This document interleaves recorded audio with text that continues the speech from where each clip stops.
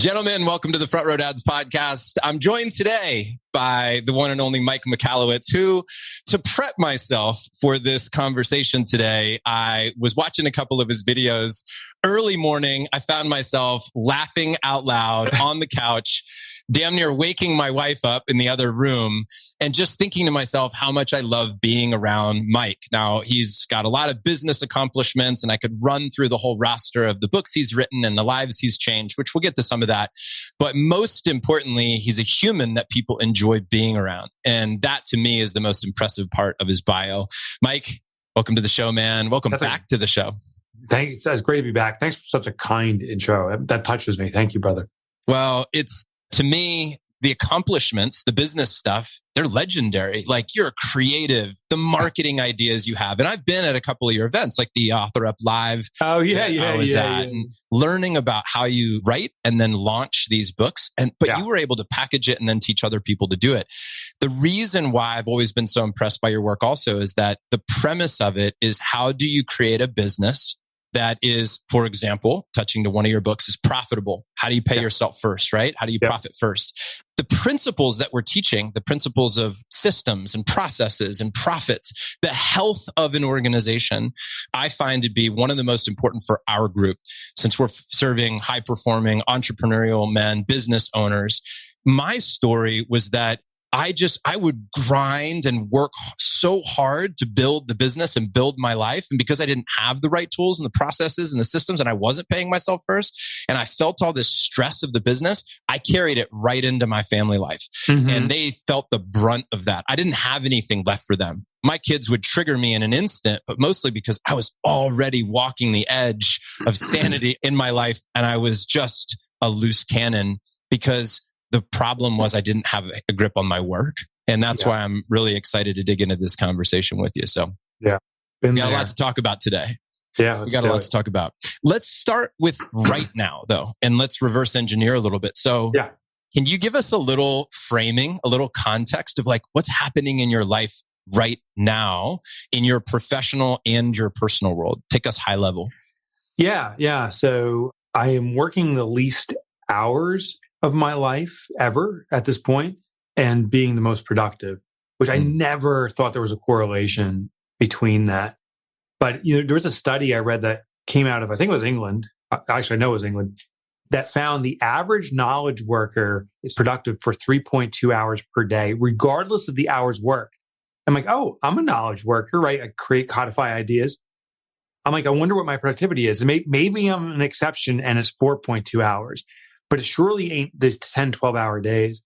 So over the last 5 years, I've been taking actions to deliberately slow my active time, just the grind time, and amplify the productive time, which is really thinking, really putting deep thought into something and making the right move. Ultimately, I'm seeing my life right now like a chessboard. Like, oh, I can move the pieces real fast, but I'm losing the pieces.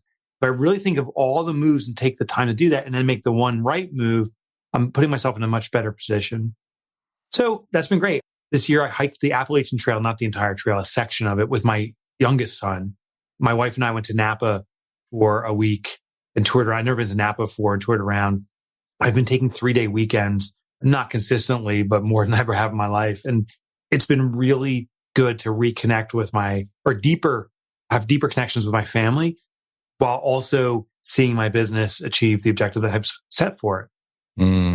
So you hiked the Appalachian Trail, you went to Napa, you've been working the least amount of hours. What do you think has been the most fun that you've been having? Of all these things that you're doing, what's creating the most laughter, the most joy in your world right now? So this is the craziest thing. So tailgating. I'm so into it. So I have a little pickup truck, and I've been looking into ways to like kind of optimize the tailgating.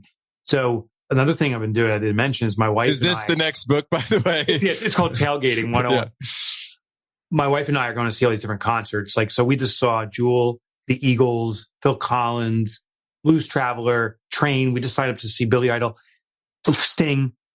And when Tom Petty died, I was like, I can't believe I never saw Tom Petty perform. Like that is, it's such a deep, I don't know why it's so emotional. Like it's such a deep regret. So I'm like, I'm never going to miss a band I grew up to. So my wife and I are seeing these bands. But what ends up being, the concerts are amazing. What's fun is the tailgate. So now I started doing this with my family. So we're going to football games and stuff like this. And we just sit out and party off the back of a truck for 3 or 4 hours. And it's so much fun. There's no phones. We're playing mega Jenga. We're throwing Frisbees. All my kids are of drinking age. So we throw back a bourbon or two. It is awesome. So that's actually the most fun I'm having right now. And you're doing these concerts with your kids? Not the concerts, the football games and the sporting events. Oh, okay. The concerts are usually just me and my wife. The kids are like, and not as much tailgating. Who's that? Right. Not as much tailgating, I'm guessing, at the concerts as there are at the games. Yeah. So of the concerts, one of those you mentioned, I just recently saw. Who's been your favorite so far this year? My favorite this year? It may have been the Eagles, and Joe Walsh blew me away. Don Henley was amazing. I'm like, nothing can top It was the Don. Eagles for me. Yeah. Was Joe Walsh insanely good? Yeah. So the thing to me was that I had seen several amazing artists this year, one of which was Bon Jovi. Oh, I want to see him so badly. From a legendary perspective, and like I grew up listening to his music, right? I even grew up in the Northeast, but the concert, if I was going apples to apples, this isn't a poke at Bon Jovi. This is a compliment to the Eagles. The Eagles were so tight with their music. It was just witnessing incredibly talented musicians who were incredibly in sync with each other, who had the right amount of talking into the mic and sharing stories and giving the music, and then the variations and the music itself is amazing, but the individuals as artists are remarkable. It was one of the most amazing shows I've ever seen. I heard people say that for years, and I was like, oh, they're just Eagles fans. Like they could literally sound or perform like anything, but they're Eagles fans, so they're going to be biased. But I like Eagles music, but they're really crazy good. And Glenn Fry's son playing too, talking about front row dads, right? The son playing, and he was unbelievable. But I would love to see you in your Bon Jovi Bad Medicine t-shirt with your acid wash jeans all ripped up. Your spiked hair. I think one of my favorite things about going to all these shows also is like looking at the crowd that attends. Like just look around and like look at the Bon Jovi crowd, then look at the Dave Matthews crowd, then look at the Eagles crowd. And like, you just start to really understand the demographic that loves this kind of music. It's so true. It's so cool. I want to see Motley Crue. They're touring around right now, and I missed them just because I had conflict. Gosh. Don't they have a great book out? Somebody was telling me they have a fun book about their touring. Yeah. Did you ever read I gotta read that. It's probably insane. I saw the movie and I was like, oh my God, where Ozzy Osbourne was snorting ants. Jesus. I can't take it. With ants. Well, where do I go from there, man? All right. Speaking of ants and nature, talk to me about the Appalachian Trail. You did this with your son. How old is your son? So my son's 21. Yeah. And what I do with each one of my children now, this is a realization that came out when I was writing Clockwork and working on this, is the prior version of me was never available for my kids because work was always the priority. Right. I didn't go to the soccer games unless it was on a weekend. I missed the ceremonies and the recognition. And it was really 5-6 years ago where I made this shift, like, holy cow, what am I doing? And I remember it was midday, like on a Tuesday, I went to my son's track event. He was running around the field, and as he's running, I see him looking back and doing a double take. He couldn't believe I was there. And both of us got emotional over it. And I was like, I'm never missing this. What I committed to was I have 3 children, with each of my children each year to do a father-child, I have 1 daughter, 2 father-child event for a week or 2. Like we'll do a trip. So my daughter and I, we did the national parks last year, Yellowstone, thank God, because before these terrible things are happening out there, like storms and so forth. My son, I said, what do you want to do? He's like, I don't know, whatever. And I'm like, Appalachian Trail, it's on my bucket list. He's like, I'm in. So we hiked from New York State down to New Jersey about a month ago now for 7 days. So it was a 1-week trip. And we ran into a rattlesnake. I actually didn't even know rattlesnakes existed in New York State and New Jersey. They do. We had a bear run in, which was safe. And thank God we had a horn that scared the bear away. And just amazing things. It was so interesting because you're hiking or together for, all the time. But when you're not sleeping, you wake up a 12-hour time. You wake up at 6 a.m., you're going till 6 p.m. and you're just going. And there's no phone time. You're walking, you're hiking, and you're talking. and you're getting exhausted and your morale goes up and down. I'll never forget this one day we're hiking and the blisters on our feet are massive. And we're talking about how our morale's compromised and we're like, we want to give up. And some guy, we were what was called Sobos, southbound, a Nobo, most people are going Nobo, northbound, walks by us and says, hot dog stand 10 miles away. Now, for us to cover 10 miles, that's a 5-hour hike. We're moving about a mile every half hour. So we're like, we got 5 hours. We got to start hustling. We got blisters on our feet. It's painful to walk, but just the thought of having real food as opposed to dried food again. Oh yeah. We double timed and we made it there a half hour before this place closed. And we wolfed down, I think between the two of us, like 8 hot dogs. It was amazing. So very memorable. Wow. And what's your son's name? Jake that you hiked with. So if we asked Jake what that experience was like for him, what might you guess he would say? Or maybe he's already told you. Yeah, I think it's unforgettable. Meaning, I think the day I leave this planet, and he'll say, "I remember that hike with my dad." I think the bonding. I think we feel more bonded because we have stories. You know, what we start doing it's beautiful views and stuff, but it's just repetition. So you start making up stories. So anytime a person would walk by and we engage them, we'd give them a nickname without them knowing. So the first guy, we called him No Water Nick because this guy comes walking by and we need water. You can't carry it all with you. It's too heavy. So you need to find streams and stuff, purify the water. Like it's real outdoor stuff. Yeah, you're really, yeah. So this guy, he goes, "Oh, you're in New York State. There's no water in New York. This state sucks." And he's like talking about the streams and how bad New York sucks for not having streams. So we're like, this is No Water Nick. And the stories are like that we'll never forget.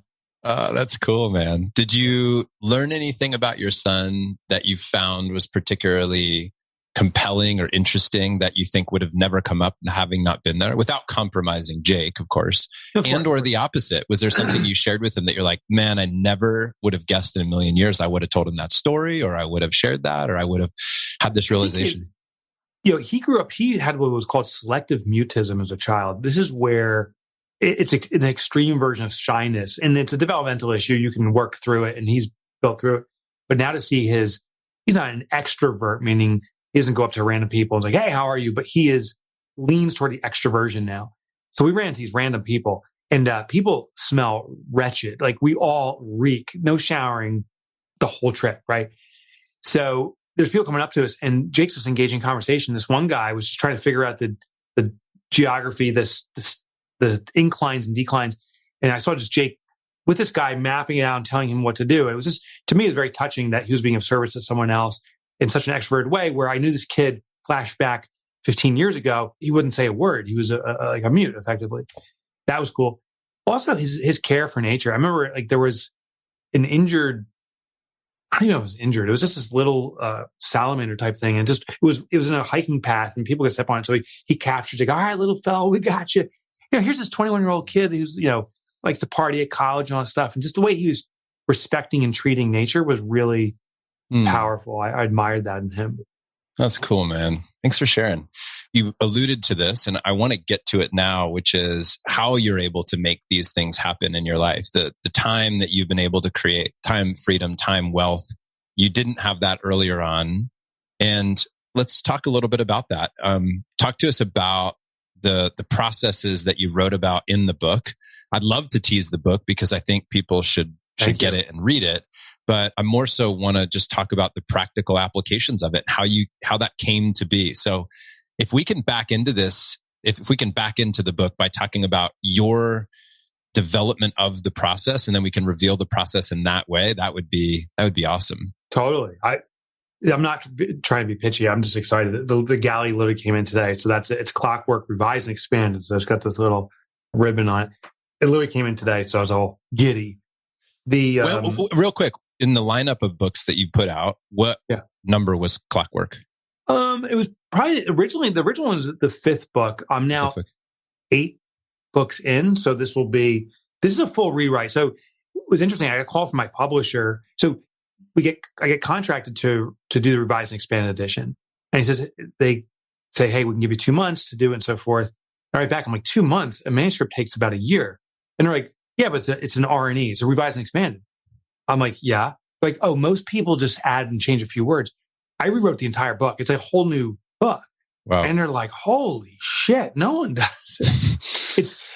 They came back with the data, 60% brand new content, like word for word, 66% new, 40% restructured. So it's 100% reworked to be more efficient, more palatable.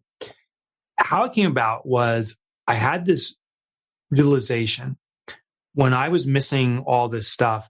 I had bastardized the term entrepreneur, and it's popularized by some people. They call it hustle and grind. If you're an entrepreneur, it's about hustle and grind. And I bought into that bullshit, hook, line, and sinker.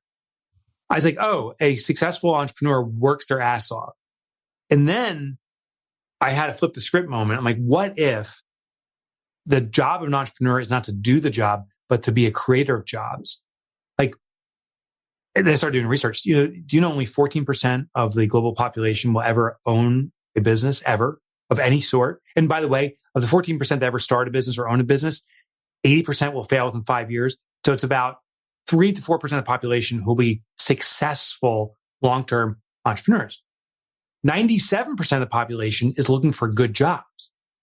And I'm like, if I'm doing the work, I'm stealing jobs from other people. My job in this economy of ours is to be a creator of jobs for people who want good jobs. Make a great place to work where people love doing it. Most people just want to work a great job. So with that shift, I stopped calling myself an entrepreneur. This is a little hack, by the way.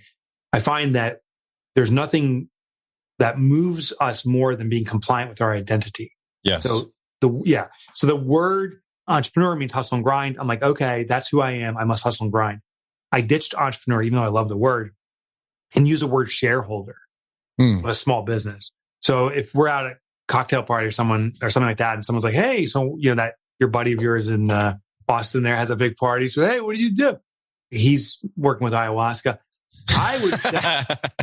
I would say I'm a shareholder of a small business. And it's weird when I first started saying it, but the reason I use that term is I'm also a shareholder in Ford, for example. I don't work at Ford. I don't go down to the Ford factory. When they send a profit distribution, I'm like, oh, I don't have to run down to the factory to earn this. And I don't return it to them either and say, this is a profit replow or plowback. What I simply do is I'm a shareholder. That means I've taken risk by investing in this company. I share in the profit and I give it strategic direction. You vote for the board of directors. Actually, another vote thing just came through. I got to fill out my ballot. In my small business, I'm 100% shareholder. I own all the equity. So what my job is, I've taken the risk to start and build a business. All the financial consequences of failure are mine. Therefore, I share in the success. Thank you for contributing to the economy. I share in the profit. I do share some with my employees. And I give it strategic direction. That's my biggest job. The last little caveat, as a small business owner, we have the right to reinsert ourselves in the business and give ourselves a job if it gives us joy. And it doesn't distract from the business doing what it's doing on its own. I think a business needs to run on its own. But once it gets that level, I love being a spokesperson. So I love like bullshitting with you and doing my goofy jokes and just talking about stuff. And I love writing books. So I have reinserted myself in the business to do that. But first, I got the business to a structure where if I wasn't participating in any way, this business would continue on without me. So let's use me as an example, right? If you're evaluating my world and you're trying to help me with the Clockwork processes. So Front Row Dads has, about 300 members. We have a team. We have one full-time employee, and we have several contractors that we have on the team. And I currently am not scheduling anything on Mondays and Fridays. Nice. I'm only scheduling activities Tuesday through Thursday between 10 and 4. Those are the only time I'll do podcasts and calls and whatever it might be. And I feel like I have a good amount of time freedom. I feel like I'm getting better at being a CEO, right? That I'm intentionally choosing the jobs that I have in the organization, and I'm intentionally trying not to be the bottleneck. So if you take me as the example, how might I look at Clockwork? Is it a book for me? Totally. How would I approach it? What would be in it for me? Totally. You have a leg up over, I think, most entrepreneurs in that you've established really good habits of blocking personal time first and letting the business fill in. So that's perfect. There's 2 more things I would do. One is I'd schedule a 4-week vacation. And this is 4 consecutive weeks away from the business. And I would do it within the next 18 months max. And the reason is this. I surveyed and studied for this book hundreds of businesses, but collectively over time, thousands of businesses, and identified that for almost every small business in the world, it moves in monthly cycles. We get new prospects or new members in your case. Someone may leave, you have to hire or fire, customer complaints, customer service needs, billing, invoicing, close out the month. All that stuff happens every 4 weeks. So it's this 4-week cycle. Therefore, if we can extract the owner from the business for 4 consecutive weeks and the business continues, that means the business doesn't need the owner into perpetuity. It's the ultimate acid test. What happens is when people schedule for vacation, first of all, there's this visceral fear, like, are you effing kidding me? I can't leave for 2 weeks. I can't leave for 2 days. Or are you insane? If you have that emotion, schedule for vacation, but it is calling you to take action to systematize. There's stuff missing. Secondly, when you leave and you return, things aren't going to be perfect, but that is the call to fix those things for the next 4-week vacation. I've been doing this. I wrote the original book 5 years ago, and that's when I started. The great thing about writing a book is the ultimate accountability mechanism. Like if I write profit first and then don't do it, like it's such bullshit. I have to live by it. When I wrote Clockwork, I had to start taking these 4-week vacations. Last year, I took 9 weeks of vacation, 4 consecutive, and I did 5 other sporadics. So we need to do that. The other thing, though, people say is, but my employees or my employee, that employees will feel like, oh my God, John's going down to the beach. He's drinking his Mai Tais.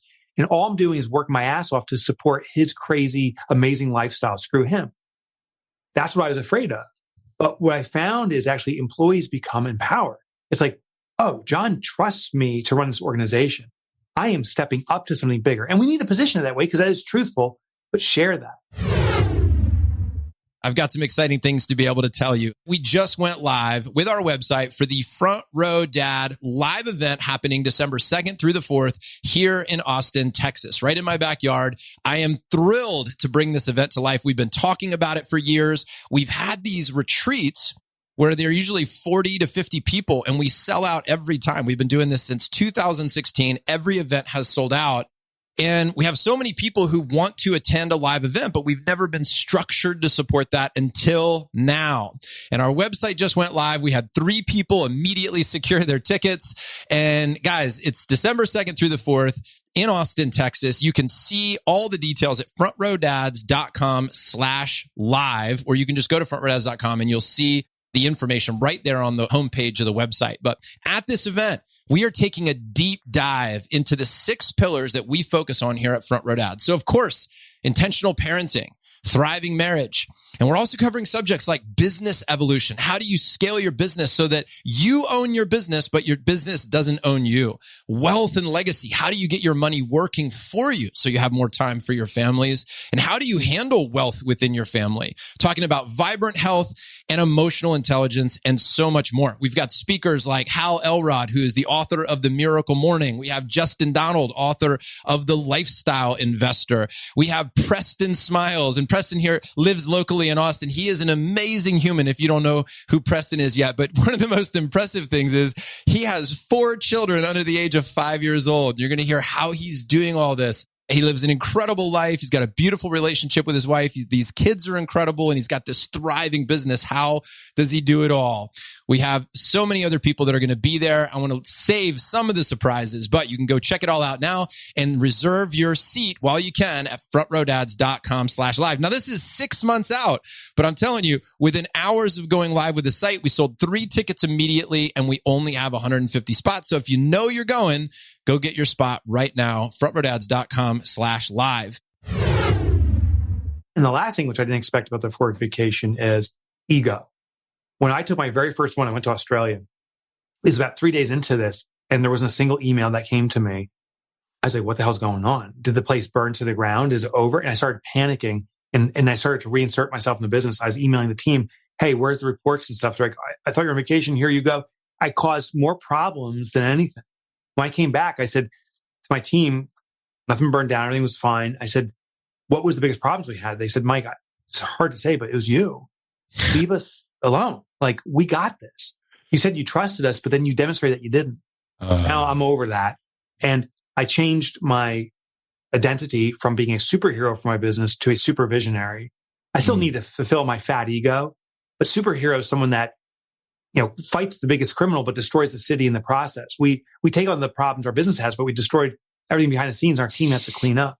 So that's step one, is schedule a 4-week vacation within 18 months and see how your heart feels and start working toward that. Hold on real quick, Mike. Yeah. I'm going to make a comment on this too, because I want to point the guys to an interview that I think actually, as we record this, is dropping this week with Grant Baldwin. And Grant runs the Speaker Lab. He's a VIP front row dad member. He comes to our retreats. I've known Grant for a while. We met in the speaking business. But one of the things I've watched Grant do, and I want you guys to go listen to Grant's episode, because he talks about how he just did the 4-week vacation. And I don't know if he got the idea from you, but he just did this. And he literally unpacks how he did it and what it looked like and how it empowered his team. And so if anybody wants a case study, they should listen to his example. But, he's now grown almost an 8-figure business from a decade ago when he and I we were speakers together. We were out giving speeches, and that's how we met.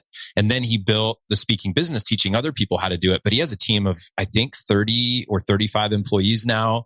They're going to do, their business is growing like crazy. And he took 4 weeks off. So I just wanted to mention that because he's a great example of somebody that did this work. I love that. And he loved it. And his business grew when he left. So a testament to the process. And I have not done this, but I never quite saw it the way you just presented it about the 30-day cycle. I think that's genius. Yeah. And I am committed to doing this. So it's in my notes. I'm going to make it happen. And I can't wait to tell you about it. The final tip is this, that the 4-week vacation is not about you getting a vacation. It's about the business getting a vacation from you.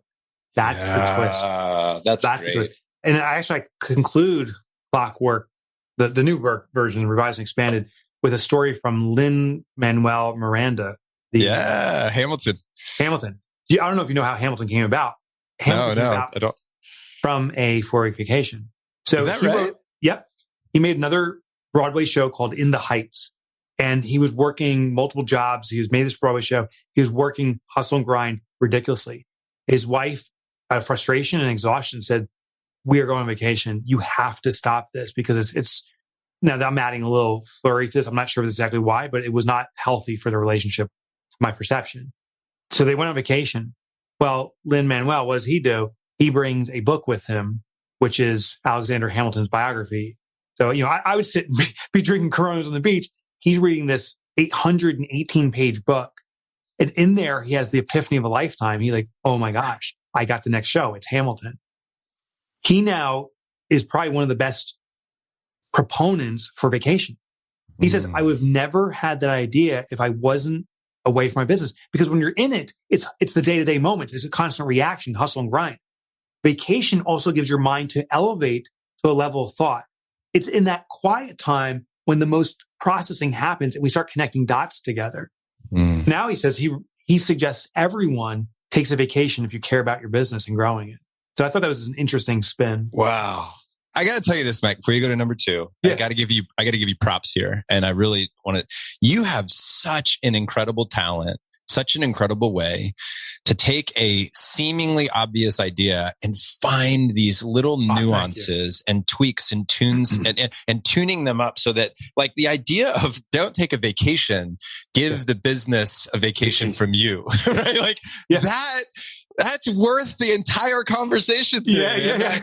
That's what's genius about you, is that you have this ability to say in one sentence and package this idea that flips the concept of how they need to operate in life, flip it on its head and see it from a new angle. Thank you. Well, thank you for saying now I'm ready for number 2. Thank you for saying that. This touches my soul because I believe that's my promise, is to really simplify entrepreneurship by reframing. So here's the other thing you can do. Now, this is a little more time consuming to do, but it is really eye-opening. And it's time tracking. We've heard of this before.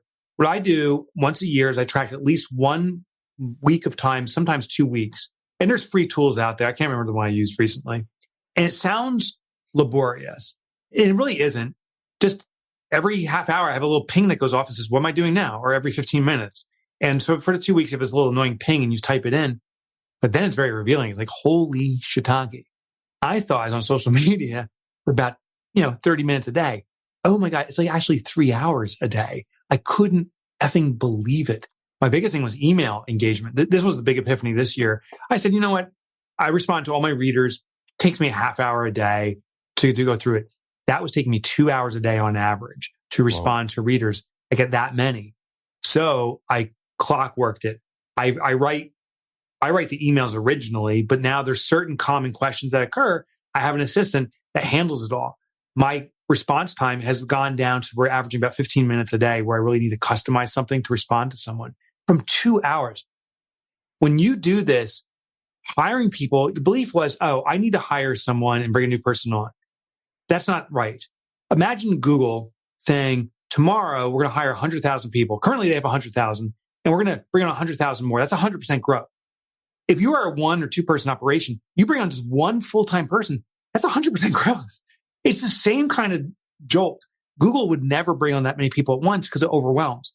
The mistake micro enterprises make when we have 1 employee ourselves, or maybe 2, we bring on another full-time person. It's such a jolt to the system. We're like, this is too much. It's overwhelming. I'm going to go back to the way it was. Using this time tracking, you can identify where the things that are consuming a lot of time are important, but not necessary that you do it. And can we just fractionalize that one piece and hire someone just for that role? And maybe it's a part-timer that works a few hours a week or a day. That's what we have here. Many of our teams part-timers. Maybe it's a contractual worker, but start taking out pieces of yourself, not all in one tranche. And that is the big shift to these 4-week vacations. And then maybe ultimately, I wrote a story about one guy who took a 2-year vacation from his business. And the business went from 25 million to 50 million in his absence because he did this process, removing those fractions of himself. Are you good? Do you personally take on the responsibility of creating processes, the SOPs, the systems, documenting these literally in whatever, Google Doc or Sheets or whatever system you might use? Or do you have an operations person that does all that for you? I do not. I'm doing the yes. Yeah. I know all the things you're talking about. I do not. Nor does anyone here do traditional SOPs. In fact, I challenge that SOPs are a prudent approach because an SOP, first of all, it's very time consuming to create. Secondly, it's very time consuming to consume. It's overwhelming. And thirdly, the relevance is very short. I wrote my first SOP about 10 years ago for packaging and shipping books because I was doing it myself. I hired an employee to do this. It took me like 2 days to picture. It was beautiful. The pictures, everything. I'm like, follow this process, Jackie, verbatim. She came back in 10 minutes later. She goes, the UPS site we shipped through, they just redid their entire website. This thing doesn't work. I'm like, holy crap. Here's a better way. I call them captures. Any activity you're doing that you want to transfer, record it during the process. You can use an online recorder like a Loom type thing. You can use your video phone. There's only 3 ways that we transfer knowledge or information. 1 is through computer nowadays. 2 is verbal. And 3rd is through physical. We move a box from here to here. So these all can be filmed or voice recorded or screen captured. Here's the key. When you're doing the activity, record it. Do a voiceover as you're doing it. So I do an invoice, it takes me 10 minutes. If I do it with a voiceover, it takes me 15 minutes by explaining each step. Give it to the person that's now supposed to do it. Say, here's our best practice. This is now, and do this. And then this is the key. Make sure they create a new video teaching the process as they understand it within the next week. The lesson is the greatest student, always the teacher. If it can be taught, it has to be known. And if I just give a video of a training to someone, they may try to copy it, but they don't really inherently know it. When they can teach it, they've mastered the skill and now it's theirs. Every employee, so we're tiny. We have 10 employees and again, mostly part-time at our author office here. And everyone records their processes. So we have this massive storage of knowledge. So if Amy, for example, is leaving tomorrow for Europe as one of our employees, all of her knowledge is not going out the door. We have all the systems captured over the months and years of her working here. So we can refer to it and use it when she's away for the next month. And by the way, there's a little bonus tip. Every employee at our company takes a 4-week vacation. This is something we instituted 2 years ago. And this has been a game changer for us. Yes, it's a great recruitment tool. It's a paid 4-week vacation. It has to be 4 consecutive weeks. It's a great recruiting tool. We actually got some amazing employees as a result, but that was not the intention. The real value is not to the employee, it's to the company. Amy, as an example, has to have redundancy. So for Amy to leave, she has to make sure that Jenna and Jeremy, these are two other colleagues that she works with, can back her. And Jeremy, when he leaves for his 4-week vacation, he makes sure that Izzy and Kelsey is backing and so forth. So we have this web-like structure of redundancy. It's inevitable that someone or multiple people are going to leave. Maybe it's me. We don't know. Maybe it's an accident that happens, or someone gets sick, or they're just retire or move on to something else. But the knowledge now is in the business and it's actively being executed on. Someone's always a backup at all times. Whoa. I feel like it's so interesting. I just had this pull, this oppositional directional pull. One is like, I have so much value from you already, Mike. I'm like, let's just call this interview. Let's call it a day. Yeah. Let's call it a day, man. It's like, how quickly can I go implement these tools into my business? I've never wanted to end the conversation in such a complimentary way so that I could go do the things you've told me about. And also, I know that there's so much more. Let me give you just kind of an open-ended question, which is, you wrote the book. Yeah. You're excited about the book. When is it officially released? October 30th, which is kind of interesting. Just a quick little caveat. Well, it's going to come out October 23rd. I got a call from my publisher yesterday. This is Penguin Random House. They said, we can't print the book on time. There's such supply chain issues throughout the industry. Yeah. They said, we just can't get it done. They have the most sway for printing in the world. Yeah. And they said, all of our books are getting bumped. So just a heads up to all of those. Yeah. I've heard that from a couple of authors that literally they have a book out right now, not even a new book, but they can't sell it, can't print it because of supply issues, which is fascinating. Man, we could go into a whole prepper conversation if we want, Mike. I know. About the state of the world. But let's stay on Clockwork for a minute. And so what else do we want men to know about, or women, whoever happens to be listening to the show, but what do we want these guys to know about what's in the book? What else do we want to give them that we haven't talked about? So there was this concept of the 3 T's. I've expanded this book to the 4th T. So I believe in building efficiency for ourselves. Remember, at the heart of this is I've yet to meet an entrepreneur that has gone into their business because they don't care about money and they don't care about time. In fact, most people start a business because they want personal freedom and financial freedom. Personal freedom is being available to do what you want when you want. And financial freedom is not ever having to worry about bills. And sadly, most businesses don't achieve either that. It becomes the reverse. We're beholden to the business because it's not making any money. And now we become a slave to it and we don't have time for anything else. We have to achieve that personal freedom. It demonstrates, by the way, to our team, our workforce, that this is the normal. So many owners set the standard like hustle and grind, work 12-hour days. I expect this of everybody. And we're destroying not just our own life, but other people's lives. So show through your actions that less time can be more productive. And you can use the 4 T's. So here's the 4 T's. The first thing is, if you have work, can you first trash it? Is there things you do that just aren't necessary? Maybe historically you've done that. I used to write a newsletter for a community of my readers and would send a newsletter once a month. And one month I actually just forgot to do it. And no one said boo. I didn't get an email saying, hey, where's the monthly newsletter? Right. No one. I have like a few hundred people. So the next month I didn't do it on purpose and no one said anything. The third month I did it again. I sent one out and the month after I didn't do it. And no one said boo in any case. I'm like, why am I doing this stupid freaking newsletter? No one gives a shit. There's things you can trash and that you just do because you've done. Trash those things. The next thing is you can transfer. You can give the work to someone else. I thought creating invoices sucks, that the entire world knows creating invoices sucks. And that's not true. Amy here loves to do that type of work. For her, she says it's a big disconnect. She has a lot of stuff going on in her life. And she's like, this is just something for me to get into a grind and kind of disassociate with other elements of life. It's actually joyful. I'm like, really? Are you sick? She goes, no, are you sick? I'm like, no, you're sick. You can transfer work to people who will treasure, which is the next T. Treasure. There's certain things that we treasure and we should cling to those. I love being a spokesperson for the brand. I love being a cheerleader for our little business here. I love writing books. That's the things I treasure. I should stick with those. Those actually bring energy. Every time I'm doing those things, it actually elevates my joy factor. And the last thing is trim. There's certain things that are going to be stuck with you and you have to do those because no one else is available or can do them. But the thing is, can you do it more efficiently? Can you do it in half the time or less time? Can you find a tool or resource to do it more effectively? We have a big event we do every year. We call ProfitCon. I actually got you to speak there one year if I can snook you into it. Snooker you into it? And however you want to get me there, Mike. Yeah, hooker, snooker with hookers. I want to get you there with hookers, John. That's right. Lots of male hookers. So what I would do is I would do this in a spreadsheet. I was tracking everything. I'm like, this is taking so much time. And we just found this tool called Eventbrite, and it handles 90% of it. So I'm still responsible for this important task of organizing, but I cut the time down to maybe 1/10 of what I used to invest. So sometimes it's just about trimming through technology or other ways. Wow. Man, Mike, this has been so fun. I really appreciate the conversation. When can people pre-order the book?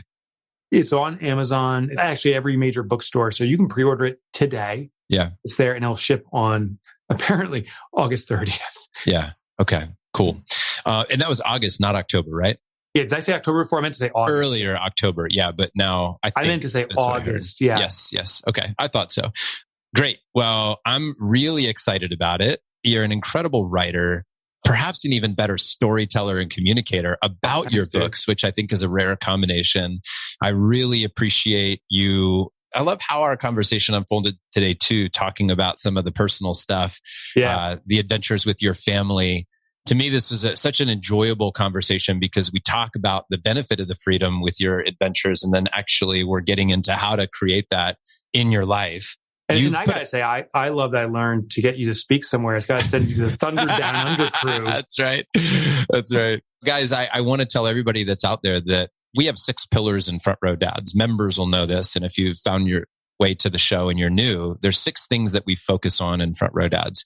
The obvious ones would probably be things like parenting and marriage. But we also focus, because of our group and the demographic that we're serving, we focus on business evolution. And really what that means to us is, how do we create a business that evolves, that serves the world, but that we get to own the business and it doesn't own us? And so obviously, for the reasons that you've so perfectly articulated it through your processes of why we want to do this, and even things that you spoke about, like why we want to give the business a vacation from us, but also the team, that you've really got me thinking about the team having this 4-week break, or giving the business a vacation from them, as well. And what that does to strengthen the system.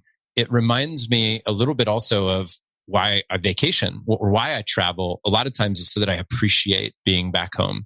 And sometimes if we don't step away, we don't appreciate. If people don't step away from the business, we might not appreciate them. If they don't step away from the business, they might not appreciate them. The business appreciating the people, our members missing me or missing Rachel, I think is a healthy thing as well. But in the end of the day, what we're talking about are creating healthy systems that are sustainable, that are good for the world, that are good for families. And thank you, Mike, for your work. I appreciate you very much. John, thank you. I appreciate you, brother. Yeah. My last question to you would be this. Now that you have older kids, if we can just fast forward into the future, let's cast out as far as you want, but let's just say that it's 20 or 30 years from now, right? Into the future. And you're looking back on the past 2 or 3 decades of your life as a dad with older kids. What does success look like for you as a father in this season of your journey and their journey as your children? I think what comes to mind, if my kids choose to have children, I have one son who's turning 30 this year. So my kids are getting up there. I started early. I'm 50. But if my kids choose to have their own children and then say, you got to go to your grandparents, you got to spend time with your grandfather, me, because he's so much fun and he's so joyous and he's so knowledgeable, or whatever the reasoning is. But if they want their children to be with me for the learning and joy that their children will experience, that I think is the ultimate compliment that I've earned. I'm hoping I've earned that and deliver on that. Well said, Mike. Thanks again for being here. Guys, go get the book, pre-order it, and check out some of Mike's other books. His work is incredible. Profit First was very powerful for me, along with many of the other works that you put out. Where would you send them if they wanted to just learn more about Mike and connect with you or stay in the community? I just bought the domain Second Row Granddads. We're right behind the First Row Dads. We're sitting there going, That's right. So you can go there, I guess. But if you want to learn about the book, the site to go to is clockwork.life, because I think it is a lifestyle, clockwork.life for the book. And then for me and all the work I do collectively, Well, you could go to Mike Michalowicz. No one can spell Michalowicz.com. So you can go to Mike Motorbike. Plus, there's a little treat if you go that way. That was a nickname from high school. That was the only G-rated nickname I had, by the way. Everything else was unrepeatable. But if you go to MikeMotorbike.com, every book I've written, you can get free chapters and stuff. I used to write for the Wall Street Journal. You can get that content. And I have my own podcast at MikeMotorbike.com. Awesome. Mike, thanks again for being here, man. Such a joy, such a pleasure. Thanks, brother. Really had a lot of fun. Guys, check out the work. And as I've done before on the show, and I'll do it again now, is if you enjoyed this conversation specifically relating to Mike, and you write a review on the show and you screenshot that and you send it to our team, info@frontrowdads.com. The first 5 people living within the US or Canada that do that, I'll mail you a copy of whatever book you want from Mike. So tell me what book you want. Send us a screenshot of your review, say something nice about Mike, and we will buy you a copy and mail it to you, our gift to you, to say thanks for listening to the show and taking the time to write a review. Mike, I look forward to the next time, man. And hopefully when you're in Austin, you can come down, we get some time in person. Gentlemen, thanks for listening to the show today. 2 actions to take from here. First, implement one thing that you learned from the interview. And number 2, share this episode with somebody who values being a family man with a business. If you're enjoying the Front Row Dad podcast, the biggest thanks we ever get are honest reviews. So thank you for your feedback in advance. We read all of them. And if you want to learn more about the Brotherhood, which is our private community of 200 men from 6 different countries, visit frontrowdads.com for more info. If you're wondering what the hell the Brotherhood is all about, I'll leave you with some real feedback from guys who are active members and why they are part of our crew. Thanks again for listening to the show, and I'll catch you on the next episode. You had this passion for wanting to find a way to make you a better parent and a better husband, just better in general. And so you developed this community of like-minded men that aspire to be better and aspire to put family first and business second. And so to me, there's no greater place I'd rather be. You know, people ask me all the time, like, if I could only pick one group, mastermind, organization, whatever to be part of besides my own, it's always yours. And that's it. And by the way, part of that has to do with you and the leader you are and the way that you treat people and how you show up and the level of preparation that you have and the quality and amount of value that you offer. And then part of it's in the community that's been assembled and these unbelievable like-minded men that show up willing and ready to serve and to give and to share. And so to me, there's no better place that I can be spending my time. I look at 2 different things that we can be doing with our time. One of them is growing relationships and starting first with the most important relationships. And the other one is growing our financial acumen and our wealth to be able to do the things that we want to do and have impact and be able to spend time with the people that we value most by buying that time back. So to me, what you do and what I do is a great marriage of what I think is most important. And I would also throw in there that health is, you know, the other component of that. And I feel like the community that you've built, that each of us have built, is also centered around that. Because you talk about being a great husband, parent, that's going to come from taking care of yourself and making sure that you have the energy to be able to serve. And I do the same thing on a wealth standpoint, because wealth to me is not just about money. It's actually about having the time and the space to have your personal health. I would take having great health over no money any day of the week, rather than the inverse of that, having a lot of money but no health. So to me, those are like the 3 most important components. And to me, we're always merging those 3 in the things that we each do. And so I think that's why there's a lot of crossover of, you know, members. That's why what you do resonates so much with me. What I do resonates so much with you. I joined as a lifetime member for that small little window where you offered it. I'm like, I'm in, because I know if I'm going to commit my time anywhere, this is it, because it makes me a better man, makes me a better husband, makes me a better father. It encourages me to really step up my peer group with other like-minded men so that I can be on mission, on point with other people that will hold me accountable at the highest level. John and I met a year and a half ago with the launch of my first book. And as we were going through the interview, I began to ask him questions about the Brotherhood, and it resonated within me that a community a community of like-minded, like-hearted men that wanted to win, as he was just saying, at business and in life. And I'd reverse that. I want to win as a dad, and then I'd also love to be successful in business, because I feel like if I don't get the dad right, who cares what I did in business? That's my legacy. That's what lives beyond me. So to tribe up with a bunch of dudes going in the same direction with the pillars that are in place and the way that not only are you encouraged, compelled, you're chided, you're laughed with, but you get to pace yourself, but you can get around a band of dudes that you can trust, you can share with, you can grow with. And just recently completed a time with these guys. We did this fast at the start of the new year. Every day I would tune in to the little app where we were sharing comments, and I was so impressed how you could see guys that were further down the road and things like this, guys that were just starting, and the camaraderie, the encouragement. So for myself, this was a total fit, and I would encourage any dude that's looking for a place where you can feel connected with a band of guys wanting to go in the same direction. Front Row Dads is for you.